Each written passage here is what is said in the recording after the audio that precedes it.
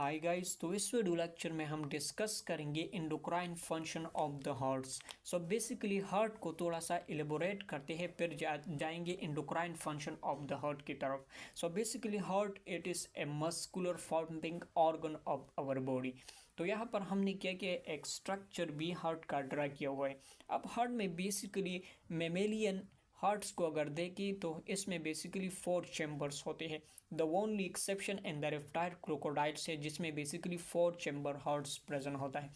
अब इसमें 4 चैम्बर है, इनकी अपर चैम्बर ऑफ द हार्ट्स को हम बेसिकली एट्रियम कहते हैं या ऑरिकल कहते हैं, और हार्ट का जो लोअर चैम्बर है इसको हम वेंट्रिकल कहते हैं।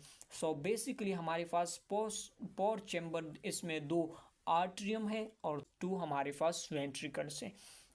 अब यहाँ पर हमने this is basically the right atrium while this is the left atrium and this is the ventricle and that ventricle basically हमारे पास राइट वेंट्रिकल है और ये हमारे पास लेफ्ट वेंट्रिकल है।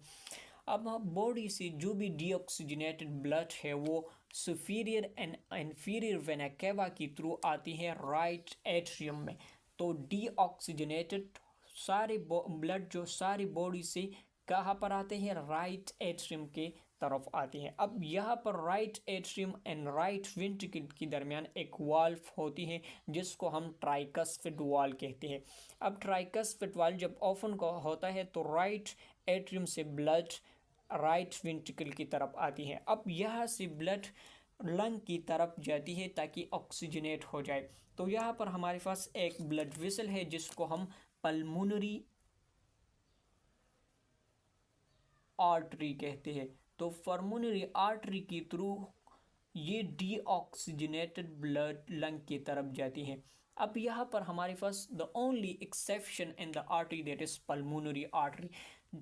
चूंकि हम आर्टरी का डिफिनेशन ये करते हैं कि ऐसे ब्लड वेसल जो कि हार्ट से अराइज होते हैं इनको हम क्या कहते हैं, आर्टरीज कहते हैं।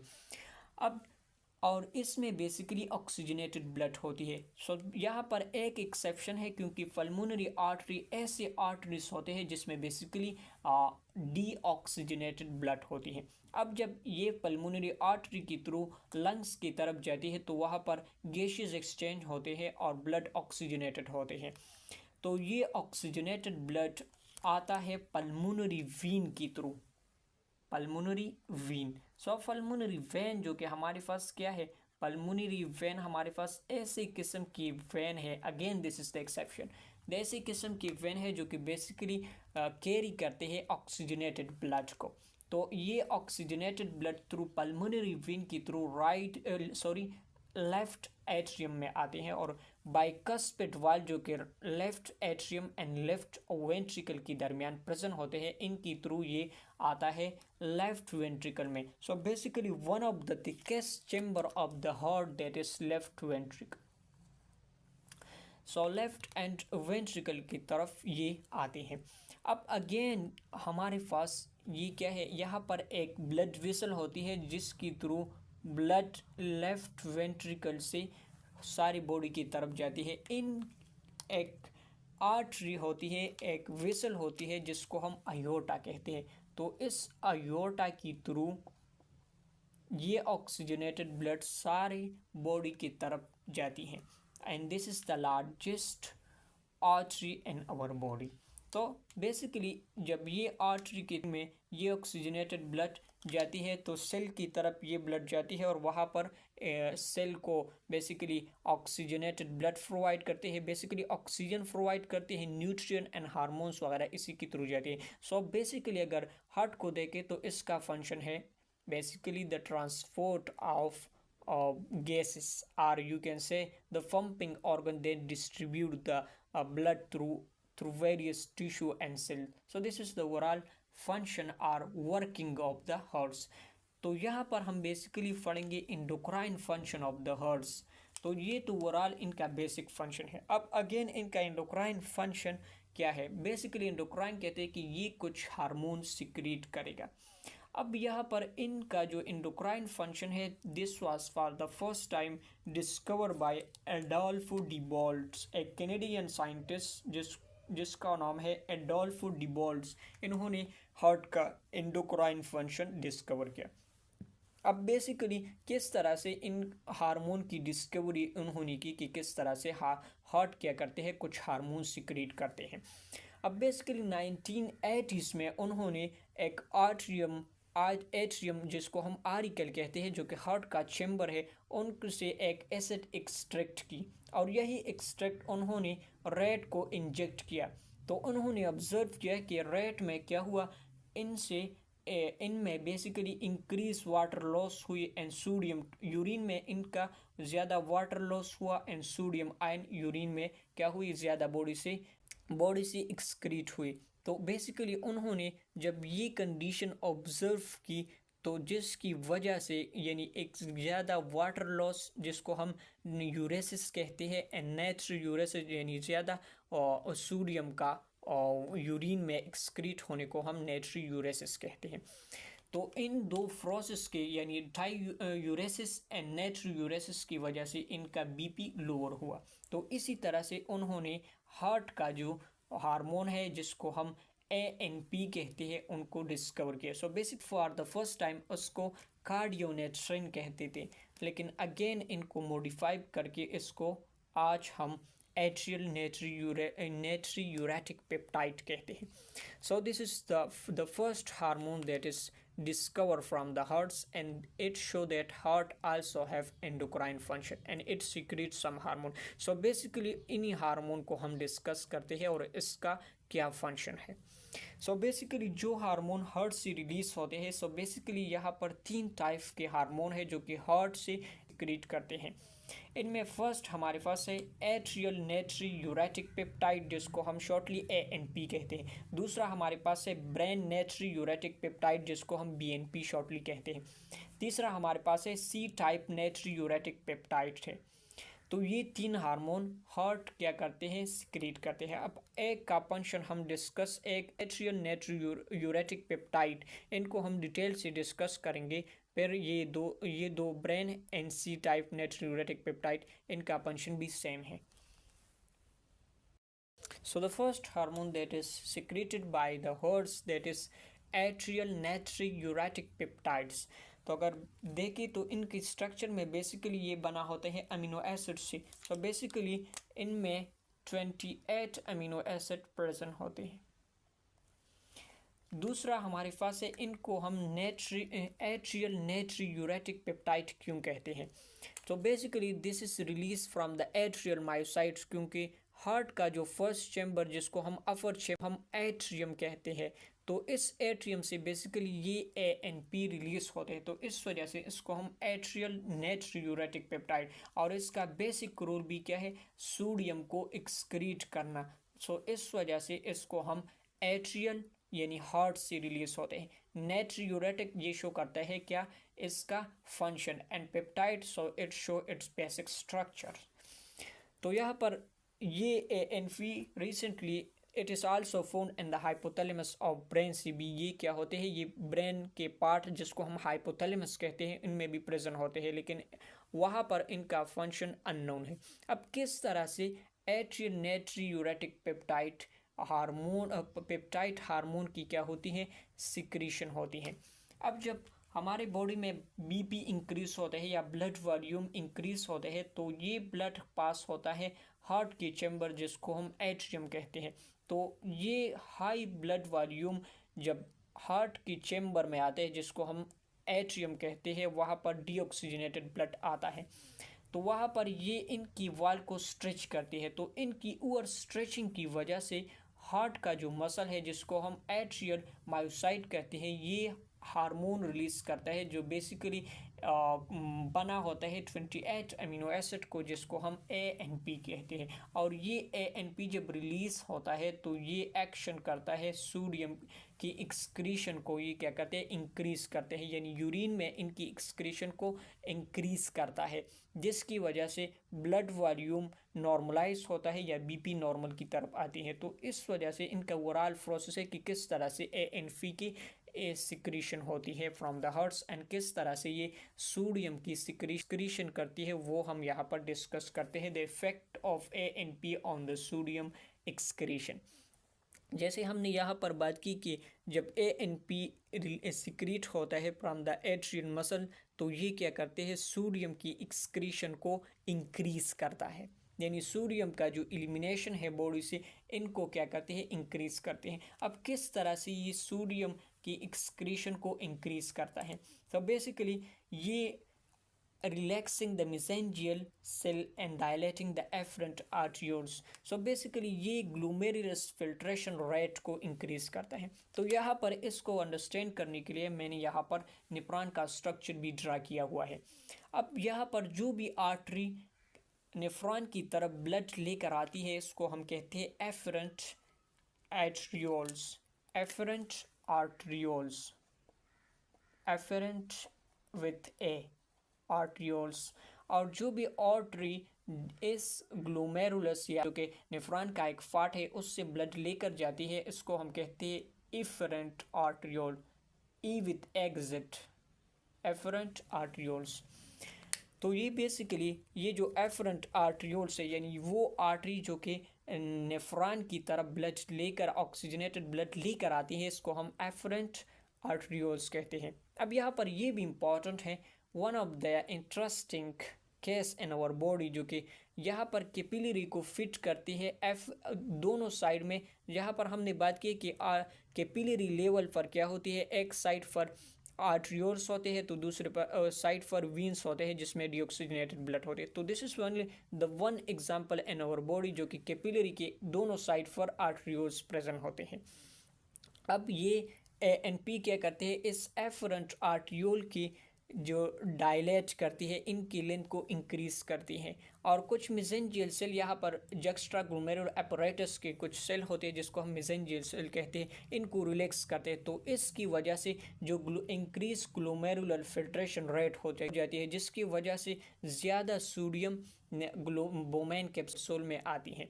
अब बेसिकली यहाँ पर जो ग्रुप ऑफ कैपिलरी जो कि नेफ्रॉन की प्रेजेंट होती है, इसको हम ग्लोमेरुलस कहते हैं। तो जब एफरेंट आर्टरियोल डायलेट होते हैं तो ज़्यादा ब्लड क्या होती है, ग्लोमेरुलस में आती है, और ग्लोमेरुलस से फिल्टर होकर बोमेन कैप्सूल में आती है। तो जब ये डायलेट होते हैं तो ज़्यादा ब्लड्स क्या होती है, एक ये ग्लोमेरुलस में आती हैं बोमेन कैप्सूल में। तो इसमें जब ज़्यादा सोडियम होते हैं तो ज़्यादा सोडियम की एलिमिनेशन होती है थ्रू नेफ्रॉन। नेक्स्ट हमारे पास तो एक ये इस तरीके से सोडियम की एक्सक्रीशन होती है। दूसरा हमारे पास inhibiting sodium reabsorption from the distal convoluted tubule and collecting duct. तो जैसे हमने यहाँ पर एफरेंट आर्टरियोल और ग्लोमेरुलस को हमने यहाँ पर डिस्कस की। तो बेसिकली नेफ्रॉन का स्ट्रक्चर होते हैं कि स्ट्रक्चर में बेसिकली कुछ पार्ट होते हैं, इनमें एक कैपिलरी, बेड ऑफ कैपिलरी होती है जिसको हम ग्लोमेरुलस कहते हैं। अब ग्लोमेरुलस के साथ एक कप शेप स्ट्रक्चर होते हैं जिसको हम बोमेन कैप्सूल कहते हैं। अब इस बोमेन कैप्सूल के साथ कुछ ट्यूब्यूल प्रेजेंट होते हैं जिसको हम प्रॉक्सिमल कन्वोल्यूटेड ट्यूब्यूल कहते हैं, क्योंकि ये बोमेन कैप्सूल के साथ नियर प्रेजेंट होते हैं तो इस वजह से इसको हम प्रॉक्सिमल कन्वोल्यूटेड ट्यूब्यूल कहते हैं। अगेन ये एक अनदर ट्यूब्यूल में एंटर हो जाते हैं जिसको हम लूप ऑफ हेनले कहते हैं। अगेन इससे फिर अनदर ट्यूब्यूल बनता है जिसको हम डिस्टल कन्वोल्यूटेड ट्यूब्यूल कहते हैं, क्योंकि ये बोमेन कैप्सूल से कुछ फार अवे प्रेजेंट है तो इस वजह से इसको हम डिस्टल कन्वोल्यूटेड ट्यूब्यूल। और लास्ट पार्ट जो कि है इसको हम कलेक्टिंग डक्ट कहते हैं। तो this is overall the structure of nephron. अब जब ब्लड क्या होती है, फिल्टर होती है फ्रॉम द ग्लोमेरुलस, तो ये हमारे पास बोमेन कैप्सूल पर PCT, loop of Henle, distal convoluted tubule and collecting duct से पास होती हैं। तो यहाँ पर जब क्या होती है, यूरिन फार्मेशन होती है, तो कुछ सब्सटेंस जो कि इम्पोर्टेंट होती है वो इस proximal convoluted tubule, loop of Henle and distal convoluted tubule से इनसे अगेन रिअब्जॉर्प्शन होती है कैपिलरी में। तो आप यहाँ पर देखिए ये जो एफरेंट आर्टरियोल्स हैं तो ये अगेन अनदर ब्लड वेसल में क्या होती है, स्प्लिट होती है जिसको हम पेरिटेब्युलर कैपिलरी कहते हैं। तो इस पेरिटेब्युलर कैपिलरी में इस नेफ्रॉन का जो स्ट्रक्चर है जिसको हम प्रॉक्सिमल कन्वोल्यूटेड ट्यूब्यूल है, इससे कुछ सब्सटेंस जो कि इंपॉर्टेंट होते हैं बॉडी के लिए वो रीअब्जॉर्ब होते हैं और एंटर होते हैं पेरिटेब्युलर कैपिलरी में। तो ये दिस बेसिकली ANP क्या करती है, ये सोडियम का reabsorption distal convoluted tubule and collected डंग से क्या करते हैं, ये इनहिबिट करती है। यानी बेसिकली इनकी कंसंट्रेशन बॉडी में ज़्यादा है, तो इस वजह से इसको बॉडी से रिमूव करना पड़ता है। तो इस वजह से ये distal convoluted tubule and collected डंग में इसका रिएब्जॉर्प्शन को स्टॉप करती है। तो ये सोडियम का एक्सक्रीशन यूरिन में ज़्यादा होती है। Third, that is increase the secretion of sodium and to the renal tubule.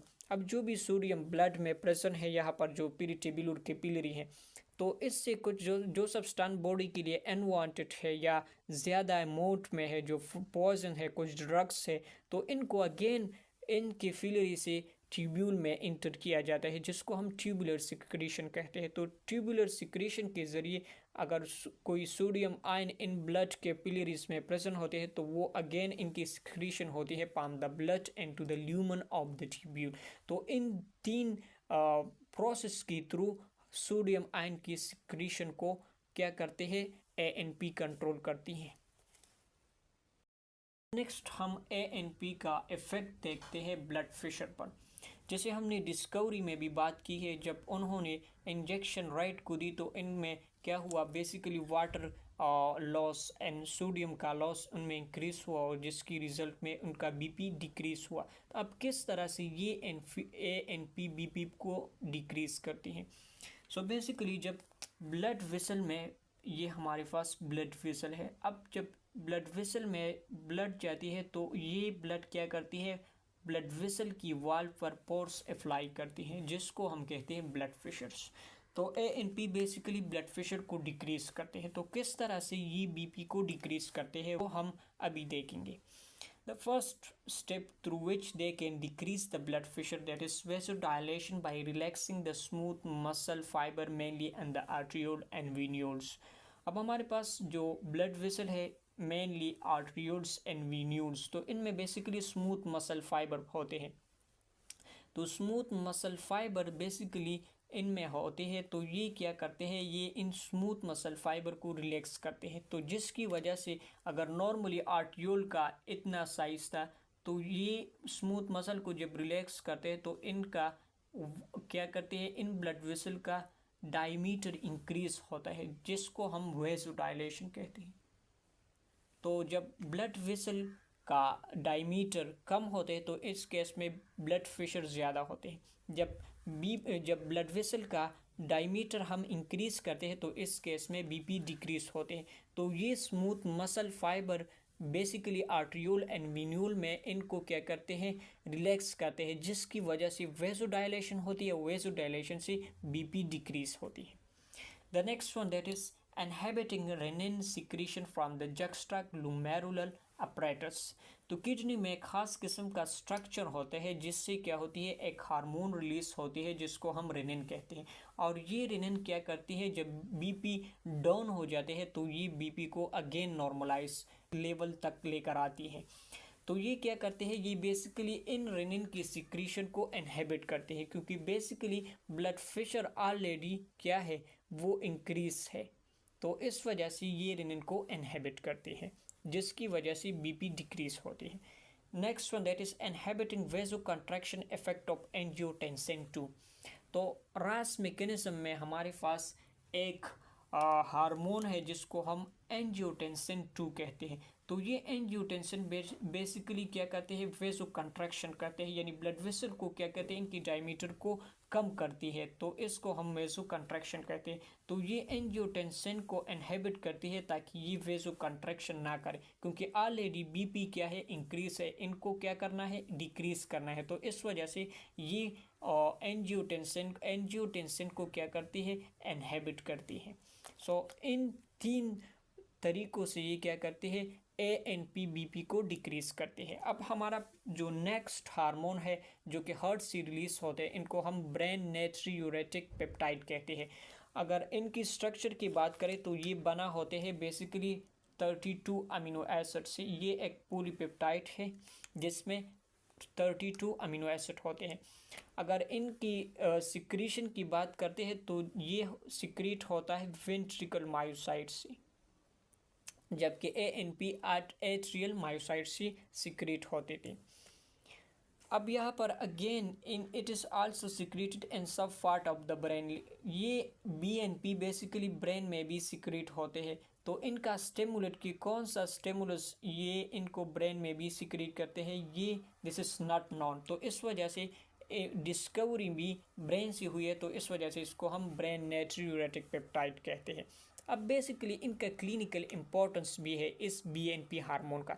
अगर नॉर्मली ब्लड में इनका एक स्मॉल अमाउंट प्रेजेंट होता है, अगर हार्ट्स को, अगर किसी पेशेंट को क्या होता है, अगर किसी इंडिविजुअल को हार्ट अटैक आता है, तो बेसिकली ये BNP की अमाउंट को ब्लड में चेक करते हैं। अगर इनका ब्लड में BNP अमाउंट ज़्यादा होते हैं तो ये रिप्रेजेंट करता है कि इस इंडिविजुअल या इस पर्सन को क्या हुआ है, हार्ट अटैक हुआ है। तो इसकी वजह से ये BNP क्लिनिकली भी इम्पॉर्टेंट है। The last hormone that is secreted up by the heart that is C-type natriuretic peptide है। अब अगेन ये BNP जो हमने पढ़ा, इनका सेम एक्शन है कि किस तरह से ये सोडियम की एक्सक्रीशन को इंक्रीज करते हैं और BP को डिक्रीज करते हैं। जैसे ANP एक्शन करता है, इसी तरह से BNP भी सेम तरीके से सोडियम के एक्सक्रीशन इंक्रीज करते हैं और BP को डिक्रीज करते हैं by the same action, by the same process. Now the third one, that is C-type natriuretic peptide. So this is basically a peptide that is mainly composed of the 22 amino acids से बना होता है। अब ये secrete होता है heart से भी, endothelial lining of the blood vessel, gastrointestinal tract and kidney से भी ये सिक्रेट होता है। अब इनका फंक्शन कम्प्लीटली पूरी तरीके से स्टडी नहीं हुआ है, लेकिन ये बिलीव किया जाता है कि ये भी क्या करते हैं, सेम एक्शन परफॉर्म करते हैं जिस तरह से ANP परफॉर्म करते हैं। तो this is overall about the endocrine function of the heart.